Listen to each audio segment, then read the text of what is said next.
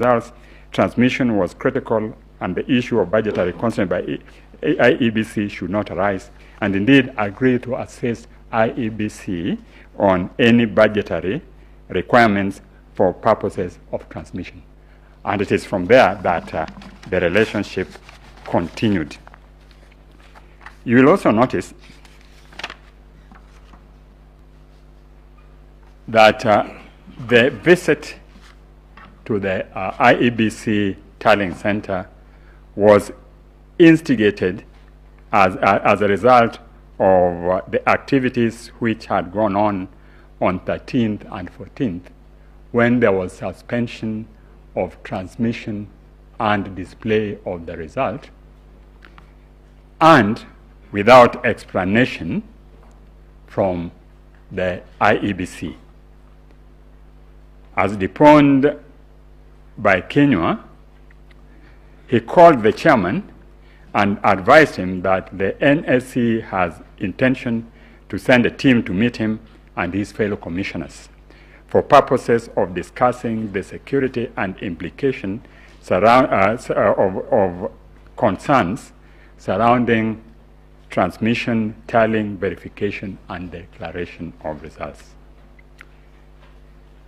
The chairman posits that he was early in the morning, when you go through his affidavit, visited by a number of individuals, some of whom comprised politicians and some of whom were various eminent persons in the country, and that their intention was not to enhance the credibility of what he was doing.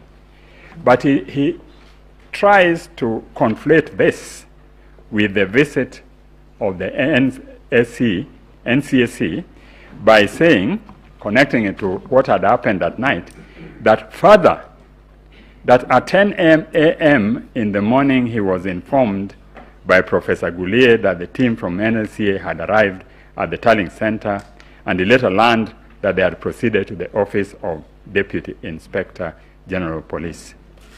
Nothing could have been true than the fact that he was rang by Mr. Kenywa, who told him that because of security concern and tension which was arising in the country, arising out of non-transmission, and of course we have had an example on this in previous election, he was sending a team to go and visit him, and which he only came to know when he was informed by Professor Goulier. But immediately thereafter, he concedes that he was rang by Mr. Kenywa, but pretends that the call was by Mr. Kenywa to tell him that the team was coming to discuss the succession procedure, which is a matter which, to his knowledge, neither him nor NCSC are involved. The chairman then adopts confess and avoid posture to discredit the mission by conceding that Kenywa indeed called him, but to discuss assumption of office. We know that assumption of office is a process which is statutory, and members of that office had been appointed and are known and are not members of NSAC or persons who went to see him. Further, it could have been stated in the midst of ongoing tension that the NSAC is sending a delegation to discuss assumption of office when the whole country was waiting and tensions were rising, and in fact there was almost a breakdown at Bomas as these things were going on. The mission was led by Kennedy Kihara, who was the only person who addressed the chairman. The other members didn't speak, and the other commissioners of the other commissioners of IBC of NCSAC, Mr. Kennedy Kihara and The mission was led by Kennedy Kihara, who was the only person who addressed the chairman, and the other commissioners of IEBC. Mr. Kennedy Kihara, in his affidavit sworn on 28 February 2022, equally confirms that his whole presentation was to express the need to expedite the process of declaring the results and ensuring transparency in order to avert public anxiety. But the attitude of the chairman is exhibited by the contempt by which he treated this team.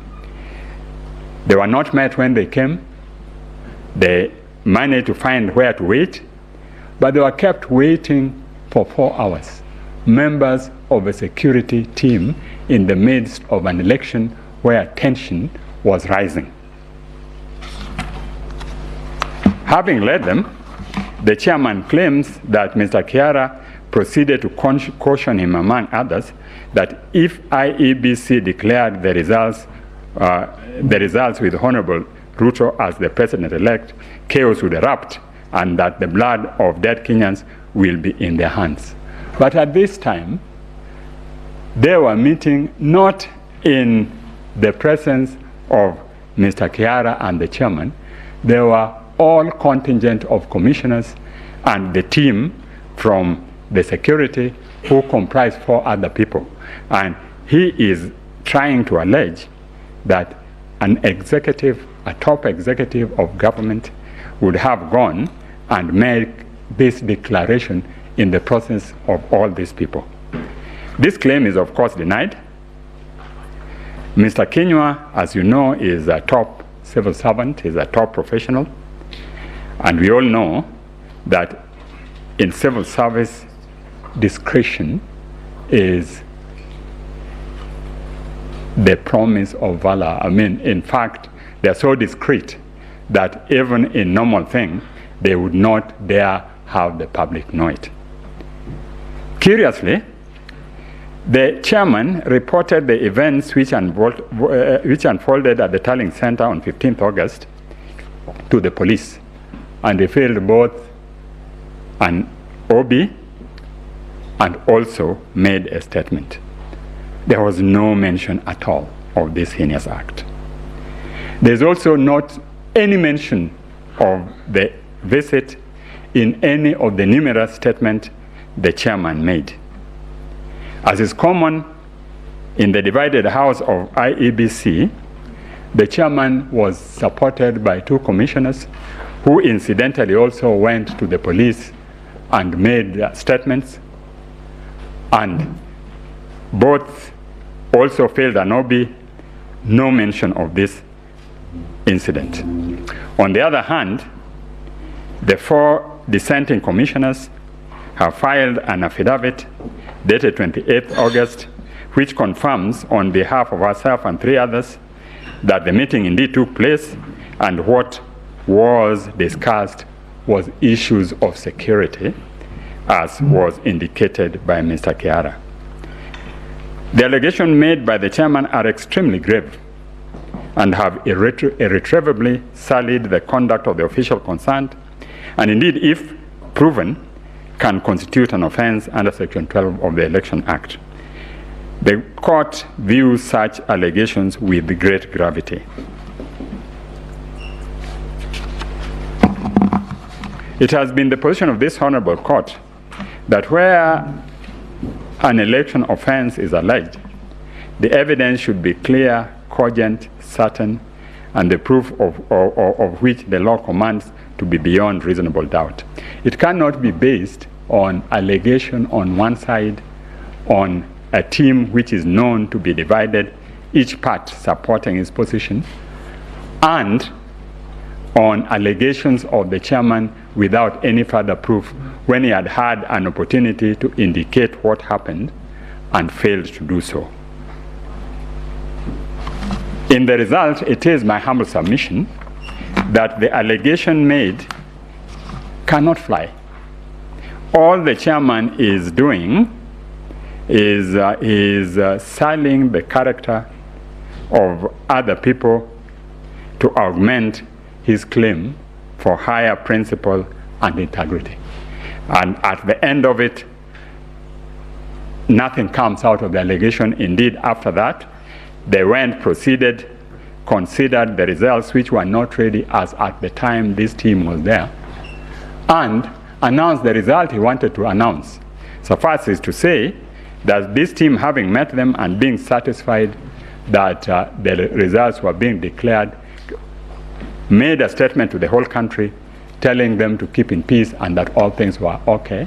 And you will find that statement made on 16th in the affidavit of Mr. Kenywa. The next issue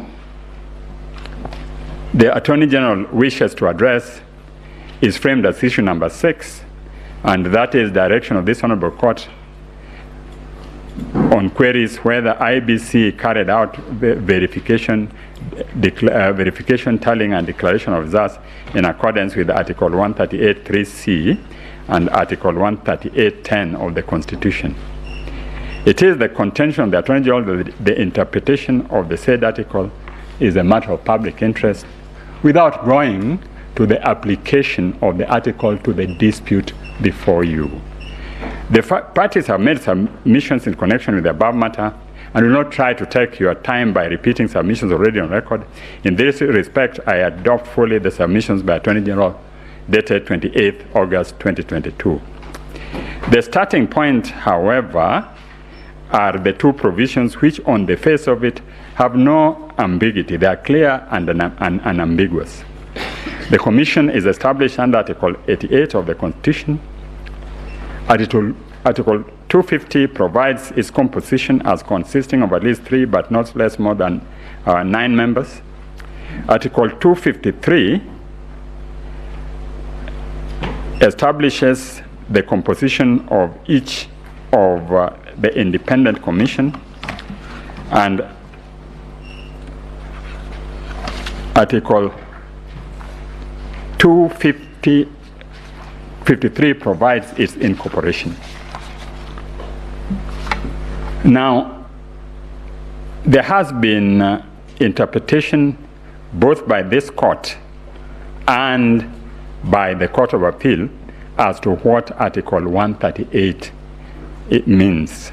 And in that respect, I would like to refer you to the case of Raila versus Electoral Commission, and that is the second petition of 2007, and at page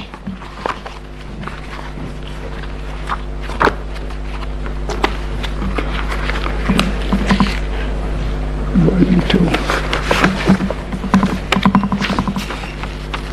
It is starts at page 153. At page 153, this Honorable Court referred to the case of Maina Kiai, and in it, it stated as follows.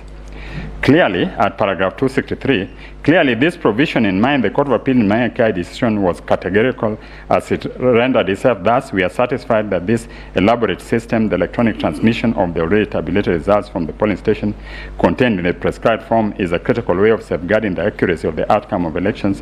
I do not see how the appellant or any of its officers can vary or even purport to verify those results.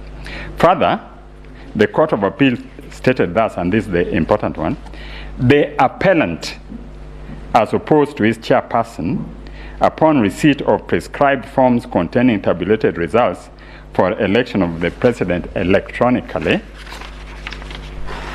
transmitted to it from the near 40,000 polling stations, is required to tally and verify the results. The appellant as opposed to its chairman. Later in the ruling, the court stated that it was further argued, that is paragraph 293, it was further urged in court by a number of counsel for the first, second, as well, that disregarding from 34A's and exclusively relying on Form 34B, many of whose authenticity would later be called into question in the tallying process, the said reason was simply complying with the Court of Appeal in Maina Kiai. We have already held that we find little or nothing in this decision to suggest that by deciding the way it did, the appellate court restrained or barred first respondent from verifying the results from the before declaring them, or that was relieving the former from statutory duty of electronically transmitting the results. What the second respondent was barred from doing by the Court of Appeal and the High Court was to vary, alter, or change the results relayed to National Tallying Center from the polling stations and constituency tallying center under the guise of verifying. So here, when they say what the second respondent was barred from doing, they are referring to the chairman. And it seems to imply that the verification ought to be done by the chairman, whereas the court also quoted with approval the finding in Maina Kiai to the extent that the appellant, as opposed to his chairperson, upon the receipt of prescribed form containing tabulated results of election of president electronically transmitted, is required to tally and verify them. The Maina Kiai decision is expressly clear on the issue, and it states at page, I think it is page 104 of our list of authorities, authority number 3, in Attorney General's Case Digest and Bundle of Authorities, page 67 to 107. It says that we hold further that reference to the appellant in sub-article 3C is not to be construed to mean the chairperson, but rather the returning officers who are mandated after counting the votes in the polling station to tally and verify the count and declare the result. The appellant as opposed to its chairperson upon receipt. The appellant as opposed to its chairperson upon receipt of prescribed form containing tabulated results of the election of president electronically transmitted to it from the near 40,000 station is required to tally and verify the results received at the National Tallying Center without interfering with the figures and detailed process. In Article 138.10, the chairperson then declares the result of the presidential election and delivers a written notification of the result to the Chief Justice and to the incumbent president. That is now circumscribed and narrow the role of chairperson of the appellant. So it is clear from that according to Maina Kiai, the role of the chairman was to declare the results, and the role of the IEBC was to tally and verify. And that is indeed consistent with the expectation of Article 10, our national principles and national values. So we humbly request this court to take this opportunity to clarify the position without, I think we need to emphasize, and based on what Justice Lena Ola was raising yesterday, the issue of prospectivity and retrospectivity. We're not going to that as the Office of the Attorney General. The Office of the Attorney General wants a clarification of this provision for future election and on how it impacts on other commissions. Is executive role conferred on the chairman, or the chairman is part of the commission and can only act in community with the commission? And that is consistent also with the provisions of the amendments which were done, some of the amendments which were done in 2017.